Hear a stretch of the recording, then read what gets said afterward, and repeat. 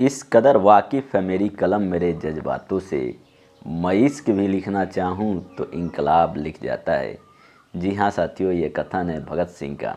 साथियों, आज 23 मार्च है और 23 मार्च का दिन भारत के इतिहास में एक विशेष स्थान रखता है। क्यों रखता है साथियों? क्योंकि इस दिन हम दो महान व्यक्तियों को याद करते हैं। शहीद आजम भगत सिंह, जिन्होंने देश की आज़ादी के लिए अपने प्राणों का हंसते हंसते न्यौछावर कर दिया था, आहुति दे दी थी। और दूसरी तरफ डॉक्टर राम मनोहर लोहिया, जिनका कि साथियों आज हम लोग जो है जन्म दिवस यानी जयंती मनाते हैं। साथियों, हमें आज़ादी, जो हमें समाजवादी विचारधारा और समानता की संघर्ष की प्रेरणा देता है, वो डॉक्टर राम मनोहर लोहिया जी की देन है।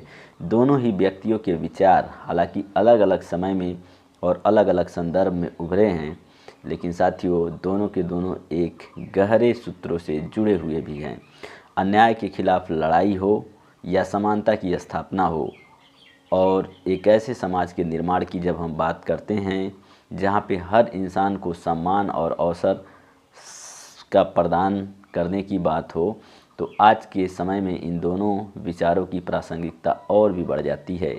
जब हम आर्थिक असमानता और सामाजिक भेदभाव और शोषण की चुनौतियों से जूझ रहे हैं, तो हमें एक तरफ भगत सिंह और दूसरी तरफ डॉक्टर राम मनोहर लोहिया को याद करना बहुत ज़रूरी हो जाता है।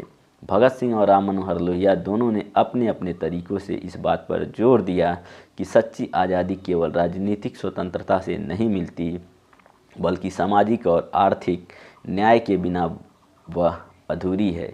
और यही बात साथियों बाबा साहब भीमराव अंबेडकर जी भी ने कहा था, जब तक हमें सामाजिक और आर्थिक आज़ादी नहीं मिलती, तब तक राजनीतिक आज़ादी की कोई कीमत नहीं होगी।